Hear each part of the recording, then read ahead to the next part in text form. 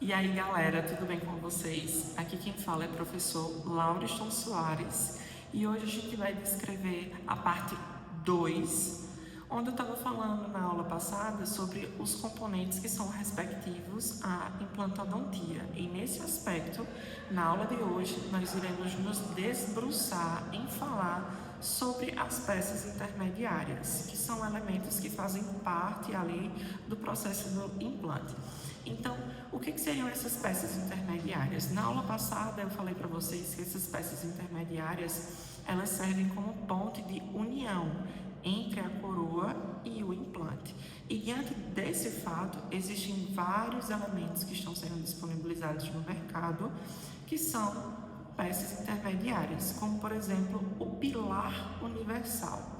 O pilar universal, ele é uma estrutura que não é alongada, ela é reta, ela geralmente vai estar voltada sempre para implantes que estão parafusados dentro do próprio osso alveolar. Além do mais, ele sempre vai estar relacionado apenas com peças unitárias.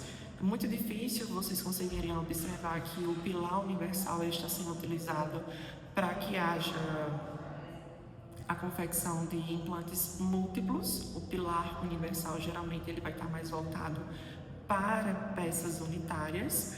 Além do mais, ele é um componente que é basicamente reto, ele não tem nenhum tipo de angulação. E dentro desse parâmetro, esse pilar, ele acaba que se enquadrando ao elemento que a gente descreve como antirrotacional, né? Ele sempre é um componente antirrotacional. Antirrotacional auxilia com que o implante propriamente dito acabe que tendo uma melhor aderência dentro do osso alveolar. Em quais circunstâncias nós devemos escolher o pilar universal para o procedimento que vocês vão fazer?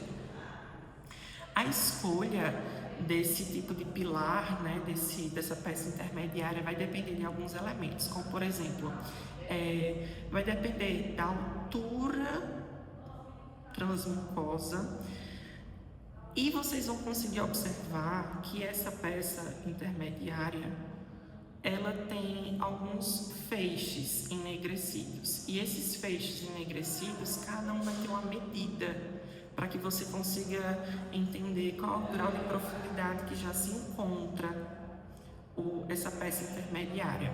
Por exemplo, esse pilar universal, ele começa com 0,8, vai de 1,5, 2,5, 3,5, 4,5 e 5,5. Esses são todos os elementos de profundidade que esse pilar ele consegue alcançar. Ao que se retrata do diâmetro, vocês vão conseguir observar que o diâmetro dele é cerca de 4,8 milímetros, né? Então, a partir daí, a gente começa a observar quais são as principais indicações que devem ser elucidadas para esse tipo de peça intermediária. Geralmente, a gente pode utilizar essa peça intermediária quando está relacionado a um implante unitário, né? Quando ele já está bem posicionado e a nossa intenção é fazer com que haja uma melhor retenção do implante lá no osso alveolar. A gente vai tentar fazer um processo de reabilitação para reter ainda mais aquele implante lá no osso alveolar.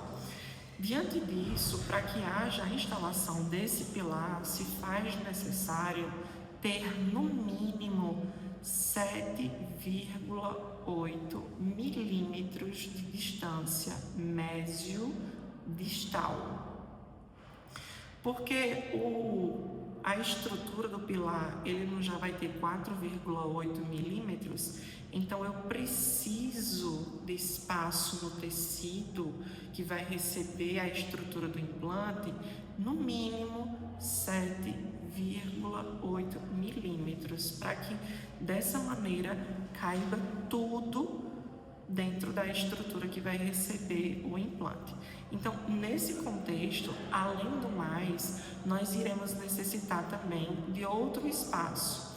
A gente precisa, no mínimo, de 5 milímetros de espaço interoclusal. A gente precisa de espaço mesiodistal e a gente também precisa de espaço interoclusal. Esse espaço interoclusal, que é de 5 milímetros no mínimo, é para que auxilie no processo de agregação e acomodação do cilindro que vai ser posicionado, da peça protética, também da zircônia, também vamos ter a presença do metal. Então tudo isso acaba que exigindo espaço, e nesse contexto a gente necessita de espaço para que consiga inserir todos esses elementos, como o cone, o cilindro, o metal, a zircônia, né? Então, diante disso, a gente começa a falar agora sobre o munhão universal. Esse munhão universal eu vou deixar para conversar com vocês na próxima aula. Um beijão, até mais, até a aula 3.